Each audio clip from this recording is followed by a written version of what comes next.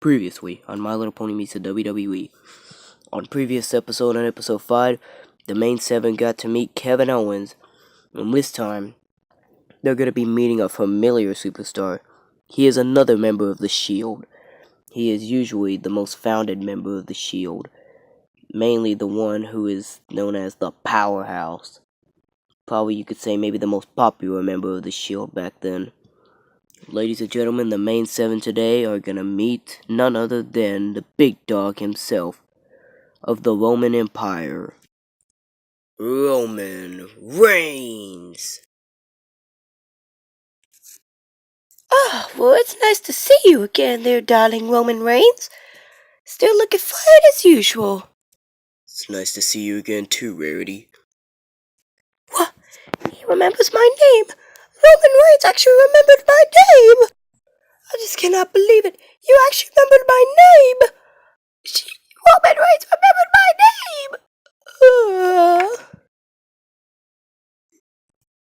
name. Could somebody give Rarity a hand over here? Just kidding. Very funny, Rarity. Yeah, the old tomato. But anyway, how about you tell us your story today, Roman Reigns? We'd really like to hear about your story and everything. Yeah, tell us! I just at least hope it doesn't sound too much scarier than it was when we interviewed you in the Shield last time. Yeah, it's alright, Fluttershy, but I remember the last time you interviewed me in the Shield last time. It was quite a heck of a story then. And actually, I kind of did tell you some of the things about... I actually did tell you a little bit about my story, but since you're going to interview me just single-handedly, since you're going to interview me alone, I guess I might as well just try to tell as much as my story as much as I can. So as you saw, as it all started, I was just a regular guy. I made a debut name for myself in some kind of other wrestling nation. And I was actually known as my real name, Leaky. Leakee. That's my actual name. But like I said, I go by the ring name Roman Reigns in WWE. So I made a name for myself then, and actually I was a little different there, because of course I didn't wear this vest or any of these pants then. I was wearing wrestling trunks and just like most of the other wrestlers do. And actually even my tattoo was actually different too. My tattoo on my arm was actually almost just around my chest and right there above my shoulder. But like I said, I'll get to the rest of the part where I had it on my arm. I'll get to that pretty soon. But like I said, I made a name for myself there. I've had quite a heck of a career. Everything went pretty good and all that stuff. And of course, I'm part of the Samoan nation, so of course I perform the Samoan drop. But usually I do it one-handedly though, which is very shocking. So I'm able to pick up certain superstars just one-handedly. Sometimes I can even pick up heavy guys like Braun Strowman and all them guys with just one hand. I bet I could even pick up the Big Show one-handed with Samoan drop. But anyway, so I made a name for myself then, and then sooner or later I would come to NXT, and actually then my name would be Roman Reigns then. So my name would be named in NXT, and I would really just have a heck of a career. And actually, there was also one time in NXT, I think I fought my former Shield buddies, Dean Ambrose and Seth Rollins, for the first time. It was in a triple threat match, and of course I was the one who managed to pick up the win. But it was great. So of course we kind of, I guess you could say, we first known each other since we've been in the same match. And as we said, as you all know, since we told you last time, I finally would make my debut in WWE along with the Shield at Survivor Series in 2012, where we attacked Ryback. It's been quite a heck of a career. I still really, it still has been a pretty good run being with Ambrose and Rollins. I really still care for them guys, because we're like brothers, as we said. But the one thing I really care about, it's actually presented somewhere on my tattoo, actually. The really thing I really love most is my daughter. My daughter's pretty much everything in my life, so pretty much I do anything in my life just to protect her and all. Pretty much I do all this wrestling just for money, to keep up and live on. So probably, if you didn't see, after I won the WWE World Heavyweight Championship at WrestleMania against Triple H and WrestleMania 32, pretty much my daughter was at ringside, and as I was leaving the arena, I went back to the backstage. Pretty much I got to take my daughter with me. My daughter was really pleased and all. And actually, of course, as we said, I started out as the Shield member, and I was actually the most founded member of the Shield too, because I was the baddest one with the Superman punch and the spear and all that. So I was mainly the most founded member of the Shield that was really interesting, that a lot of people were really interested in. But as we said, we weren't really popular then yet, of course, because we were pretty much like enemies. But until then, when we finally faced her, and as we said, we attacked Corporate Kane and we did all that. People still really founded me the most member of the Shield then still. So yeah. But it was a backstory though, and all that. And as we said, we beat Evolution at Payback, and then Extrables and Payback. And then sooner or later, Seth Rollins would turn his back as he go to heel turn, as somehow Triple H was able to get to him, and the Shield would be broken up. And so after then, a little bit later, after when Ambrose started, leaving the Shield, pretty much we went off on our own, and well, things went pretty interesting then. We still helped each other out then, but we still went off on our own mainly. Mainly Ambrose was the one who went after Rollins, while I took care of something else, which I really wanted was the WWE World Heavyweight Championship in 2014. So I went off on my own, and I did all that. People were really actually starting to love me then. People really found me pretty interesting. Sooner or later in 2015, actually, I would actually win the Royal Rumble match to main event WrestleMania to have a chance to fight Brock Lesnar for the WWE World Heavyweight Championship. And of course, I was kind of I was still mostly cheered, but I had but I only had a few fans booing me then. And so but pretty much mainly not too many fans were really going for me much then, but at WrestleMania, but I was actually so close to maybe beating Lesnar, but until, like I said, Seth Rollins won the Money in the Bank contract in 2014, and he would cash it in on me and Lesnar, and pretty much I would be the one to be pinned to lose the title. Triple threat rules. The champ does not have to be pinned to lose the title. And then sooner or later, as you know, I would still keep chasing after it, and I still kept failing, like at Payback for the Fatal 4-Way, and then all that. And then pretty much all that changed a little bit while later, when I, was going to try to capture the Money in the Bank contract in 2014, but until Bray Wyatt cost me the match, and then a new rivalry would go on. Pretty much I was looking for payback at Battleground, but until Luke Harper, who was dressed in a man in a hoodie, would cost me the match. And then at SummerSlam, I team up with Dean Ambrose and we would have a win. And then Night of Champions, and it would be different as Braun Strowman would make a debut in Raw and he would attack me and Ambrose. And we found that we needed to find a partner that could help us out to be our third partner, and we found the returning Chris Jericho. Unfortunately, it did not really go as well as we hoped, though. Well, at least Jericho actually cost us the match when he tagged himself in on me. So Jericho really cost himself. He really actually did a bad habit on tagging himself in. But it's over. But Jericho was just a little too excited because he was really excited over the fact that Braun Strowman was taken down. And actually, Jericho had issues with Bray Wyatt then too.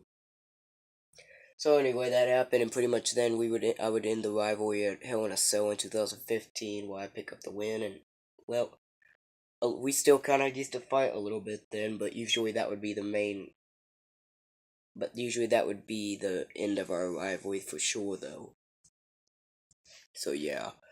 And then, as I said, then pretty much I became the new WWE World Heavyweight Champion at Survivor Series after when Rollins was forced to relinquish due to his injury. But I didn't get to keep it long, though. It wasn't long till Sheamus cashed in the Money in the Bank contract, which I tried to win it back at TLC, which I failed because of the League of Nations and all that. But sooner or later, then Raw, I'd become champion, as I said. And then I'd be forced to defend it in the Royal Rumble match in 2016, which I would constantly lose it by being eliminated by Triple H. And sooner or then he would go on to be champion at WrestleMania. And then at Fastlane, I would win and become number one contender for that championship by winning a triple threat against Ambrose and Lesnar. Mainly because me and Ambrose, as we said, we worked together to take out Brock Lesnar as much as we could so that way he wouldn't be able to win. And as we did, Ambrose got rid of Lesnar, and I speared Ambrose, and that would allow me to pick up the win. And as I said, I did the thing I never really done, and that was defeat Triple H for the championship, and I celebrate my daughter and all. And as I said, still pretty much when 2016 started, pretty much I started becoming half booed and half cheered. But that didn't stop me from not being myself, of course. And as I used to say, I'm not a bad guy. I'm not a good guy. I just want to be the guy. So it's really hard to tell if I'm either a bad guy or a good guy. But like I said, I'm not either of those two. I just want to be the guy. And as I was then when I was champion, until I finally lost the title to Rollins at Money in the Bank 2016. But he didn't get to keep it long either, and he never lost it either, as we said, because he was injured. Ambrose would cash in Money in the Bank, which he won that night. He would cash it on the same night and become champion. And as I said, in at Battleground 2016, pretty much then he would be able to retain the title to keep it on SmackDown Live. But that didn't stop Stephanie and Foley from not having a World Championship on them. Pretty much the new Universal Championship would be invented, and Rollins would be the one to try to become the first man to hold it against Finn Balor, but of course he failed. Balor would become champion, but of course he only kept it for 24 hours though, because Finn Balor actually had his arm injured at SummerSlam. So sooner or later he'd be forced to relinquish it. And then on Raw one night, then I would be involved in a fatal four-way against Seth Rollins, Big Cass, and Kevin Owens to determine who would be the new and second Universal Champion. I didn't get to that part because until Triple H returned a pedigree match which allowed Rollins to eliminate me. And then as we said, all people thought Seth Rollins and Triple H were still on the same page, but until Triple H turned his back and pedigreed Seth Rollins, which was really one of the most shocking things and why Rollins is so popular now.